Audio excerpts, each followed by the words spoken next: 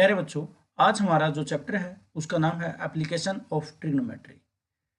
मैं Anil Kumar, PGT math, जी ट्री प्लास्टिक, डिस्ट्रिक्ट कैथल, ब्लॉक पुंडरी, हरियाणा से आपका स्वागत करता हूं। प्यारे बच्चों, क्या आपने कभी सोचा है कि बिना किसी लंबाई मापने वाले साधन के आप किसी ऊंचे ऊंचे पेड़, इमारतें, पहाड़ों को कैसे माप सकते हैं? प्यारे बच्चों, अक्सर आप सोचते होंगे कि गणित का उपयोग हम रोजमर्रा की जिंदगी में कहाँ करते हैं, या फिर क्या ये सारे समीकरण और सूत्र वाकई किसी काम के हैं? तो चलिए आज हम इस अध्याय में हम इन सभी प्रश्नों के उत्तर ढूंढेंगे। त्रिकोणमिति के अनुप्रयोग में हम जानेंगे कि कैसे हमें ऊंचाई और दूरी नापने, दिशा तय करने और यहाँ तक कि वास्तुकला और इंजीनियरिंग जैसे क्षेत्र में मदद मिलती है। प्यारे बच्चों, त्रिकोणमिति का प्रयोग भूगोल और नौचालन में भी किया जाता है। प्यारे बच्चों, पर्वतों की ऊंचाई और सागरों की गहराई भी त्रिकोणमिति के प्रयोग द्वारा पता की जा सकती है। पहली बात, हमें त्रिकोणमिति में दृष्टि रेखा क्या होती है उसके बारे में ज्ञान होना अति आवश्यक है। दूसरी बात, क्षैतिज स्तर पर या क्षैतिज रेखा क्या होती है। तीसरा, उन्नयन कोण क्या होता है। और चौथा, हमारा अवनमन कोण क्या होता है और ये कहाँ और कैसे प्रयोग में लाए जाते हैं। ये पहले दृष्टि रेखा के बारे में बात कर लेते हैं।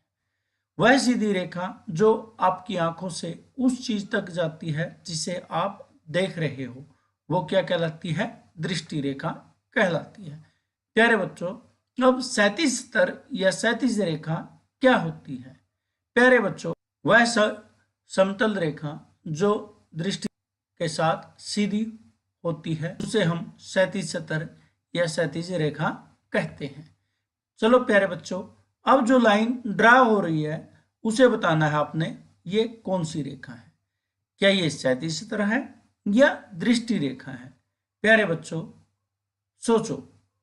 वेरी गुड, बहुत अच्छे, आपने बहुत अच्छा सोचा कि ये दृष्टि रेखा है। अब प्यारे बच्चों, जो ये ब्लू कलर की रेखा है, इस रेखा के बारे में भी विचार किया जाए। ये रेखा जो धरातल है उसके समांतर है, तो ये क्षैतिज स्तर है। अब प्यारे बच्चों, हम उन्नयन कोण के बारे में पढ़ते हैं। दृष्टि रेखा होती है वो क्षैतिज रेखा से ऊपर होती है, तो दृष्टि रेखा और क्षैतिज रेखा के बीच का जो कोण बनता है उसे उन्नयन कोण कहते हैं। देखिए प्यारे बच्चों, हमारे पास यहाँ पे जो ये है क्षैतिज रेखा, ये वाली क्या है? क्षैतिज रेखा, और ये है दृष्टि रेखा, ये हमारी दृष्टि रेखा है। क्षैतिज रेखा से दृष्टि रेखा क्या है? ऊपर है, और जो ये इनके बीच का ये कोण है, ये वाला, तो ये कहलाता है उन्नयन कोण। इधर देख लेते हैं, जब लड़की एक पतंग को देख रही है तो जो क्षैतिज स्तर ये हुआ इसका, और जो दृष्टि रेखा है ये है। तो प्यारे बच्चों, जो इनके बीच का ये वाला कोण है ये कहलाता है उन्नयन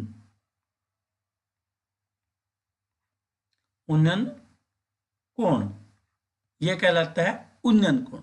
या आप एक बात समझ लो कि आप जब ऊपर गर्दन करके किसी चीज को देखते हो तो आप उन्नयन कोण बनाते हो। आप सीधे खड़े हो, सामने देखोगे तो क्षैतिज स्तर बनेगा।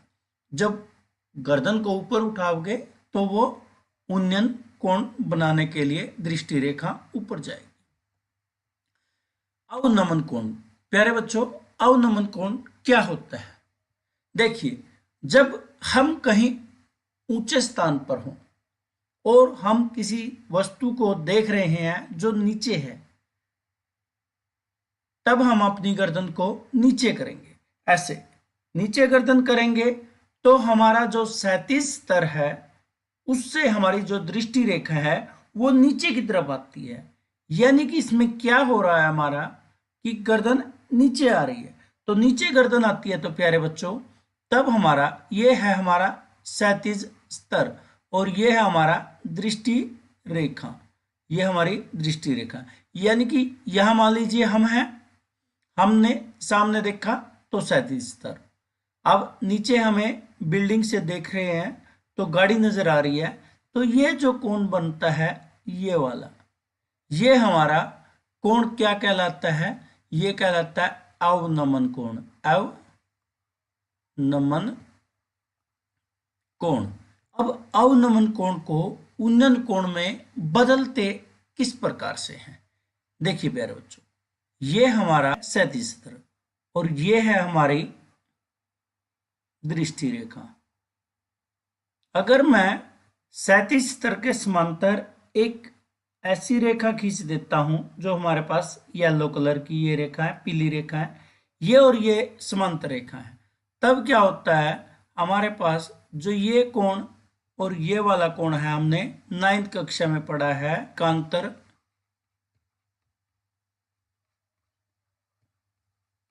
अंत्य कोण होंगे। और जो एकांतर अंत्य कोण होते हैं दो समांतर रेखाओं में, देखिए आपने पहले 9th क्लास में पढ़ा है, 6th चैप्टर में पढ़ा है कि दो रेखाएं समांतर होती हैं, यदि उनको एक तिर्यक रेखा काटती है तो उसके एकांतर अंत्य कोण क्या होंगे? बराबर होंगे। अगर ये आपका 40 डिग्री का है तो ये भी क्या होगा? 40 डिग्री का होगा। तो प्यारे बच्चों, आपको उन्नयन कोण को अवनमन में और अवनमन को उन्नयन में बदलना आ गया है। कोई पर्यटक है, दूरबीन की सहायता से चंद्रमा को देख रही है। आपने बताना है कि चित्र में जो दृष्टि रेखा कौन सी है। पहली बात, दृष्टि रेखा पहचानो। वेरी गुड, बिल्कुल बिल्कुल, आपने पहचाना कि जो यहाँ पे कैमरा है और कैमरे से किसको देखा जा रहा है? चंद्रमा को देखा जा रहा है। चंद्रमा को देखा जा रहा है तो यहाँ पे क्या होगा? ये हमारा जो AC आता है ये दृष्टि रेखा। अब 37 स्तर या 37 रेखा कौन सी होगी? ये हमारा सामने वाली, क्योंकि आपने अभी पढ़ा है और आपने बहुत अच्छा जवाब दिया कि ये AB है। अब उन्नयन कोण, उन्नयन कोण कौन सा है? जल्दी बताओ प्यारे बच्चों, क्या ये उन्नयन कोण है? BAC। क्या ये कोण हुआ? कुछ कमी है? बिल्कुल, कोण का जो निशान लगाना हम भूल गए। क्या इसी को दूसरे रूप से भी लिखा जा सकता है उन्नयन कोण को? क्या कहा? बिल्कुल बिल्कुल, आपने सही कहा। C को आप पहले भी लिख सकते हो, A को बीच में और B को बाद में। जहां कोण बनता है उसको बीच में रखना है, बाजुओं के पॉइंटों को आगे पीछे रखना। समतल जमीन, समतल जमीन कहाँ है प्यारे बच्चों? आपने बताना है समतल जमीन कहाँ पे है। ED समतल जमीन। प्रेक्षक, प्रेक्षक, आप बताइए। प्रेक्षक यानी कि जो परीक्षण करने वाला है, प्रेक्षक जिस पे कार्य चला हुआ है वो क्या है? वेरी गुड, आपने सही पहचाना। AE जो है वो प्रेक्षक की हाइट को दर्शाता है, यानी कि यहाँ पे प्रेक्षक बैठा है। एक लड़की कुछ दूरी पर खड़े स्ट्रीट लैंप को देख रही है। इसमें आपने चित्र देखकर प्रश्नों के उत्तर देने हैं। जैसे हमें, आप मान लीजिए यहां बिंदु O है लड़की के आंखों, ये बिंदु हमारा A है, ये हमारा बिंदु B है, यहां पे हमारा बिंदु C है। अब आपने बताना है कि कौन सा क्या होगा। देखिए प्यारे, दृष्टि रेखा कौन सी होगी? AO, बहुत अच्छे, या इसको OA भी आप लिख सकते हो। 37 स्तर, बिल्कुल, OB BO। उन्नयन कोण यानी कि 37 स्तर कौन सा है? ये, और इससे ऊपर वाला कोण क्या कहलाएगा, उन्नयन कोण, यानी कि बी ओ ए, बी ओ ए या ए ओ बी। और अवनमन कोण बी ओ सी या सी ओ बी। Very good. उन्नयन कोण क्या होता है, जो दृष्टि रेखा और क्षैतिज रेखा के बीच में बनता है, परंतु ये तो दोनों में बनता है। अवनमन कोण भी दृष्टि रेखा और क्षैतिज रेखा के बीच भी ही बनता है। उन्नयन कोण क्षैतिज रेखा से ऊपर होता है। जो मेन बात है ये वाली है कि उन्नयन कोण क्या होता है, क्षैतिज रेखा से ऊपर होता है, और अवनमन कोण क्या होता है, क्षैतिज रेखा से नीचे होता है। ये मेन बात है। जब किसी वस्तु को देखने के लिए हम सिर को ऊपर उठाते हैं तब उन्नयन कोण बनता है। जब हम किसी वस्तु को देखने के लिए सिर झुकाते हैं तो अवनमन कोण बनता है। ये आपको पता है। इसमें उन्नयन कोण कौन सा है, मैं लगा देता हूं इसको ए और इसको बी। अब बताइए उन्नयन कोण कौन सा होगा, ए या बी? वेरी गुड, ए उन्नयन कोण और बी अवनमन कोण होगा। अब एक टीवी टावर नदी के किनारे खड़ा है। बिंदु ए नदी के दूसरे किनारे पर स्थित है। टावर के ठीक सामने स्थित, बिल्कुल यहां टावर के बिल्कुल सामने, बी बिंदु ए बिंदु से 20 मीटर दूर है। यहां बी बिंदु है जो इन दोनों के बीच में 20 मीटर दूरी है। बताएं कि किस बिंदु यानी कि ए या बी से टावर का उन्नयन कोण अधिक होगा। ये बड़ा प्यारा क्वेश्चन है प्यारे बच्चों, क्योंकि इस क्वेश्चन में बच्चे बहुत ज्यादा कंफ्यूज हो जाते हैं। आप ये एक दीवार रख लीजिए और दीवार के ऊपर गेंद रख लीजिए। पहला बच्चा यहां खड़ा हो जाएगा, दूसरा बच्चा यहां खड़ा हो जाएगा और तीसरा बच्चा यहां खड़ा हो जाएगा। इसको, इस गेंद को देखने के लिए गर्दन ऊपर ज्यादा उठानी पड़ेगी, तो ये क्या करेगी, इसको गर्दन ज्यादा उठानी पड़ेगी तो यहां बड़ा कोण बनेगा। फिर इसको थोड़ी कम उठानी पड़ेगी और इसको बिल्कुल कम उठानी पड़ेगी। यानी कि हम वस्तु से जितनी दूर जाते चले जाएंगे तो उतना ही छोटा कोण बनता चला जाता है। तो यहां जो ए पॉइंट पर कोण बनता है वो बड़ा कोण बनेगा। क्या बनेगा, बड़ा। और बी पॉइंट दूर है उस वस्तु से, यहां क्या बनेगा, छोटा कोण बनेगा। प्यारे बच्चों ये बात आपको समझ में आ गई, क्लियर है ना? Very good. प्यारे बच्चों, एक व्यक्ति एक दीवार से 5 मीटर की दूरी पर खड़ा है।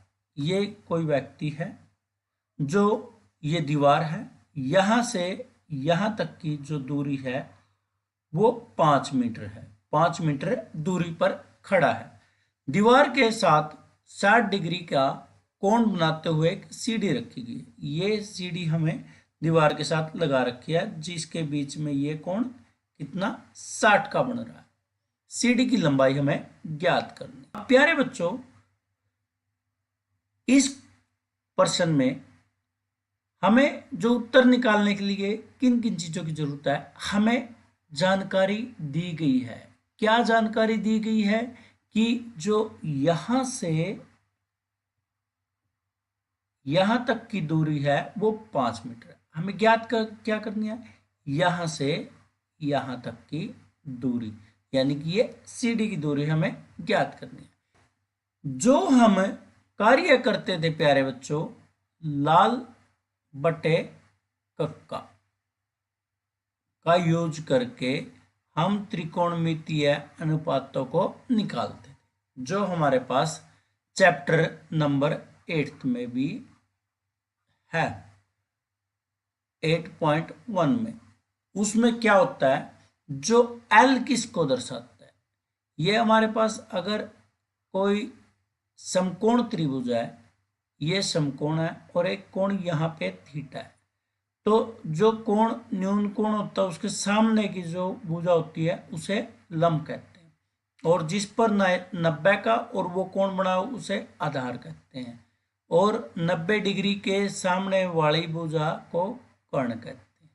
लंब आधार कर्ण, यानी कि लंब बटे कर्ण को मैं साइन कहता हूं, जैसे का चित्र में दिखा। आधार बटे कर्ण को मैं क्या करता हूं, कोस लिख सकता हूं, और लंब बटे आधार को मैं टेंजेंट लिख सकता हूं।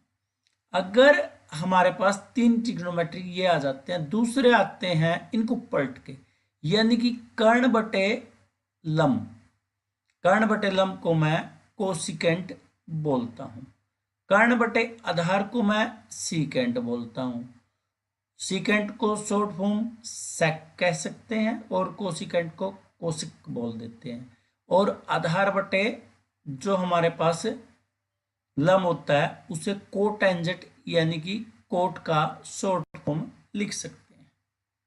अब प्यारे बच्चों, हमें ज्ञात क्या करना है, हमें जो ज्ञात करना है आप ध्यान रखना, उसको ऊपर लेके आना।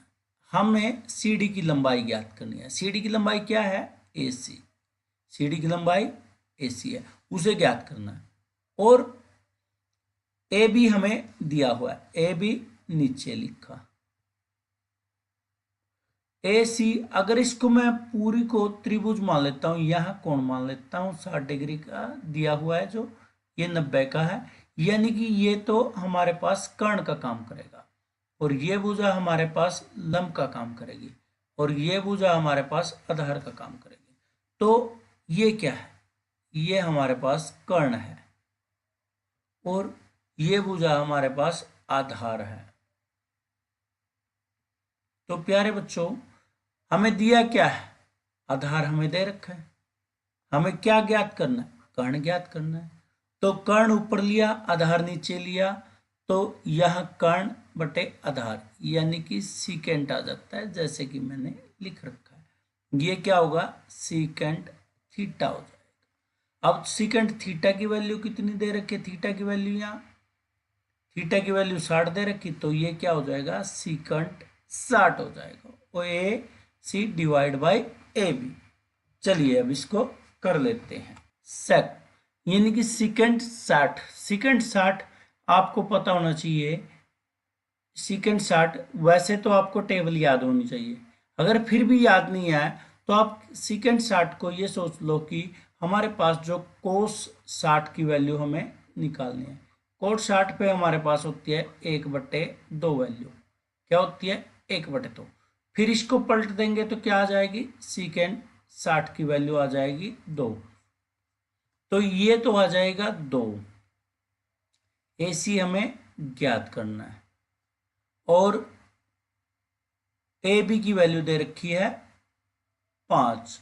अब AC हमें ज्ञात करना है, तो क्या करेंगे, दोनों तरफ 5 से मल्टीप्लाई कर देंगे, 2 × 5, और AC × 5 भाग 5, 5 से 5 कट जाएगा, AC किसके बराबर बच जाएगा 10, और 10 क्या हो जाएगा, ये मीटर क्या आ जाएगा, AC की वैल्यू आ जाएगी किस, यानी कि CD की लंबाई कितनी है, 10 मीटर है। तो प्यारे बच्चों, अब जो हमने क्वेश्चन किया है उसी के आधार पे जो अब तक हमने सीखा है उसी का रिवीजन कर लेते हैं। समरी में दृष्टि रेखा पढ़ी थी हमने, उन्नयन कोण पढ़ा, अवनमन कोण पढ़ा, क्षैतिज रेखा पढ़ी। अब इन्हीं के आधार पे जैसे मैंने क्वेश्चन कराए हैं वो क्वेश्चन आपको करने हैं। वो क्वेश्चन उन्नयन अवनमन कोण हो गए। अब प्रश्नों के उत्तर क्या होंगे ये देखिए, ये पहला प्रश्न है हमारा जो आपको करना है, ये दूसरा प्रश्न है, और ये वाला तीसरा प्रश्न है। Thank you.